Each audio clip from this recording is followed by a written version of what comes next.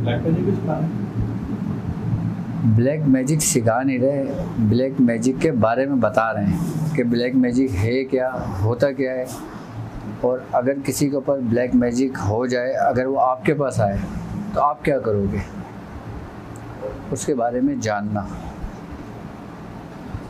अब उसका तोड़ करना, उसका इलाज करना। अब उसका इलाज चाहे हांडी के ज़रिए हो, चाहे चौकी के ज़रिए हो, चाहे पंछी के ज़रिए हो, या चाहे किलाबंदी के ज़रिए हो, या चाहे हिसार के ज़रिए हो, ये सारे तरीक़ेकार और सारे सब कुछ बताना कि किस काम में क्या क्या सामान इस्तेमाल होता है, वो लेवल 2 है, वो लेवल 2 है। ब्लैक मैजिक आजकल जो इंटरनेट पे बहुत ज़्यादा चल रहा है ना, वो अमेरिकन टाइप का है, वो एज़टेक जो होता है ना, उनका मटेरियल बहुत ज़्यादा है, और कुछ लोग जो इसमें पढ़ाई भी करते हैं। हाँ हाँ, पढ़ाई हर इसमें लोग करते हैं ये लोग। ये संजीवनी काली और वो काली अंगी और जो है ये लीलर सिंगी और इस तरह की, और ये क्या आदि करते हैं दिल्ली की जेल वगैरह, और ये बिल्कुल बिल्कुल, ये असल में जो ना कारोबार है, इसका ताल्लुक़ होता है इल्म सिफलियात से। लेकिन अब सिफलियात करने वाले लोग नहीं रहे, अब सिर्फ असल से नकल भी करा है, वरना इन तमाम चीज़ों का बाकायदा तौर पर इस्तेमाल होता था, इस्तेमाल होता है, बल्कि बाकायदा जादू में होता है, बल्कि हमारी रूहानियत की दुनिया में होता है। बिल्कुल होता है रूहानियत की दुनिया में इस्तेमाल।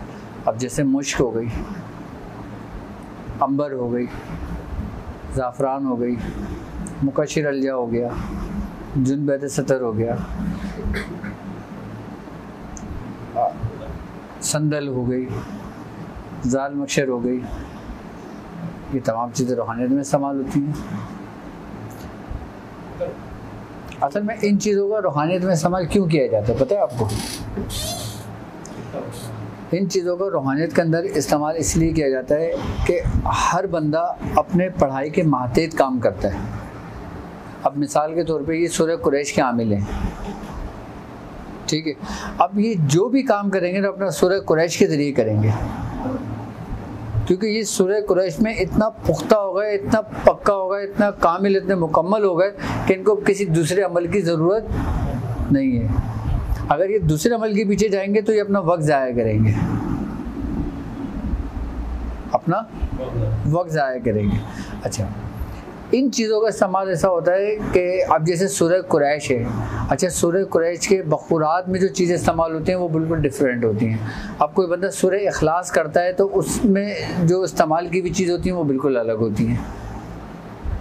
इनका जानना, इनका पता करना, यही तो इल्म है। उस्तादों की ज़रूरत हमें क्यों पड़ती है?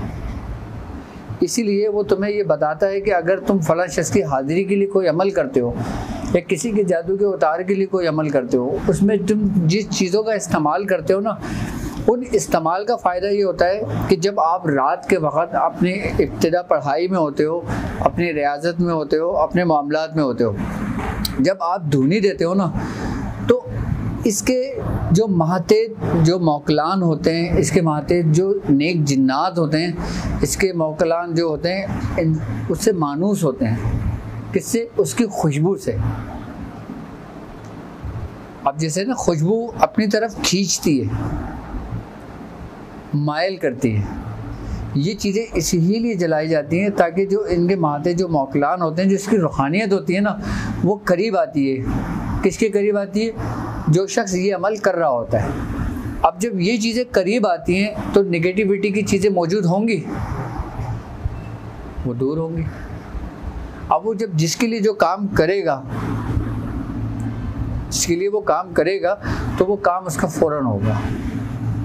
इन चीज़ों का इस्तेमाल इसीलिए किया जाता है। अच्छा, ये पढ़ाई के लिए इस्तेमाल होता है। जब हम अपना चिल्ला कर रहे होते हैं या अपनी ज़कात अदा कर रहे होते हैं या हम किसी की दावत दे रहे होते हैं। अब जब इलाज करेंगे ना तो इसमें सामान बदल जाएगा। सामान कैसे बदलेगा?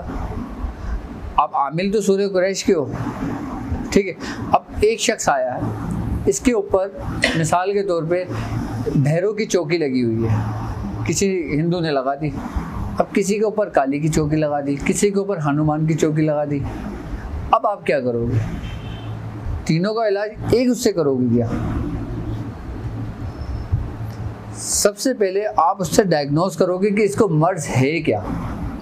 आपने मर्ज तक पहुंच गए, ठीक है। इसके बाद आप ये देखना है कि आप किसी मर्द का कर रहे हो या औरत का कर रहे हो।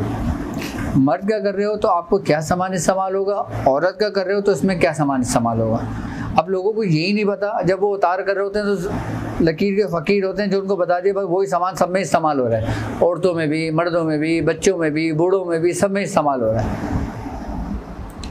जबकि लेडीज़ का अगर उतारा किया जाता है तो उसका सामान थोड़ा चेंज होता है, जेंट्स का किया जाता है तो उसका सामान थोड़ा चेंज होता है। इसका तरीक़ेकार मुख्तलिफ होता है, इसका तरीक़ेकार मुख्तलिफ होता है।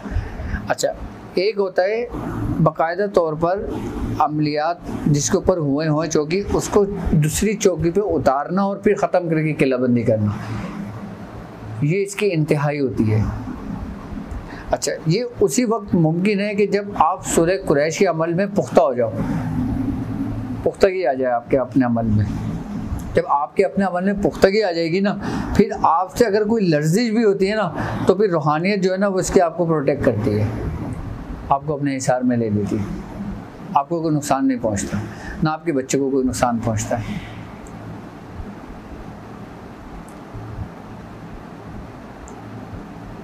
हर चीज़ के तरीक़ेकार बिल्कुल अलग अलग होते हैं, लेकिन इसकी जो सबसे जो बेस होती है ना, जो बुनियाद होती है, वो तवज्जो होती है।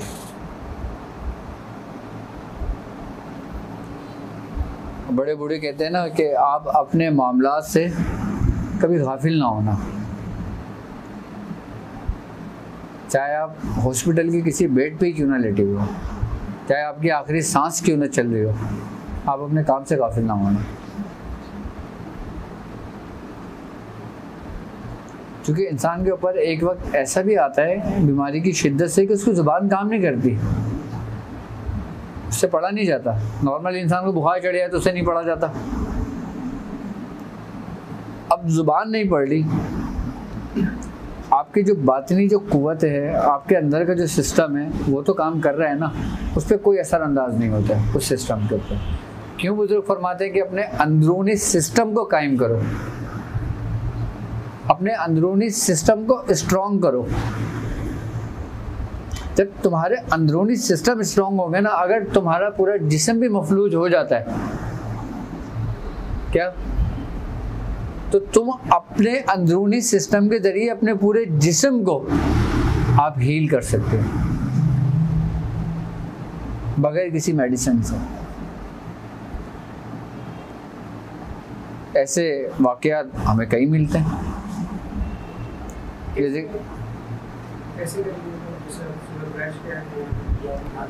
देखो अंदरूनी सिस्टम, हाँ सवाल ये पैदा होता है कि हम अंदरूनी सिस्टम को कैसे स्ट्रॉन्ग कर सकते हैं।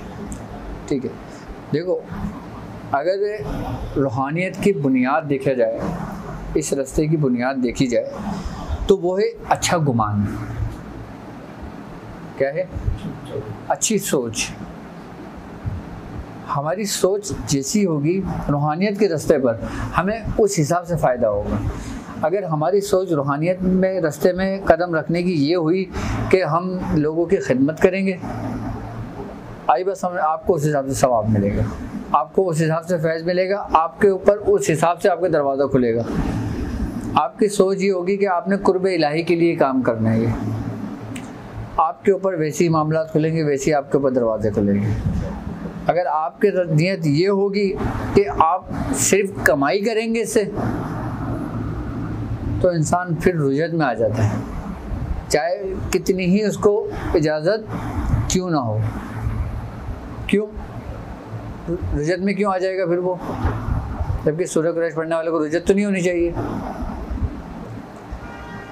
वो इस वजह से कि इंसान जैसी नीयत करता है, इंसान जैसी नीयत रखता है, हमारे दिमाग के अंदर जो न्यूरॉन्स होते हैं ना, वो उसी तरीके से अपने कनेक्शन बना रहे होते हैं, उसी तरीके से कनेक्शन